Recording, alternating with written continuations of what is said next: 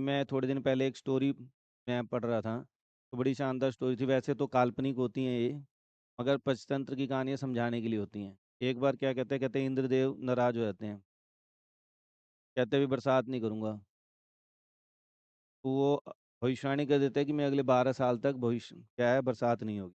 अब किसान लोग कहते हैं भाई जब बरसात ही नहीं होगी तो फिर क्या है, फसल कैसे उगा के फायदा क्या है? मान लो उगाएंगे भी तो कुछ होगा तो है नहीं। तो लोग क्या करते हैं, काम करना बंद कर देते हैं कहीं।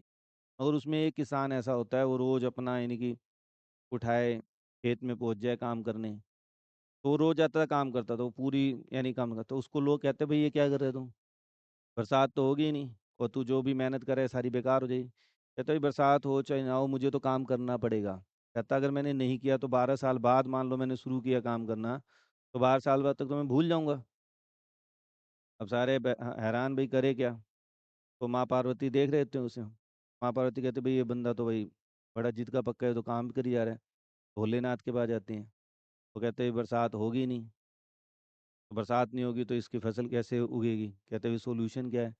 कहते इंद्र ने तो ये कह रखा है जब भोलेनाथ अपने सिर पे हाथ रखेंगे ना तभी बरसात होगी। तो कहते क्या करूं। कहते मुझे क्या पता, आप देखो। आप अच्छा सिर पे हाथ रख सकते हो, कहीं भूल तो नहीं जाओगे 12 साल। कहता हाँ ये भी देखता हूँ, भूल तो नहीं जाऊंगा। सिर पे हाथ रख दिया उसी टाइम, बस फिर बरसात होगी।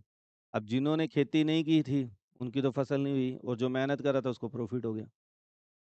तो इसलिए आप लोगों को क्या है ना बेटा, ये चीज़ समझिए थोड़ा सा कि प्रैक्टिस डेली करनी पड़ेगी।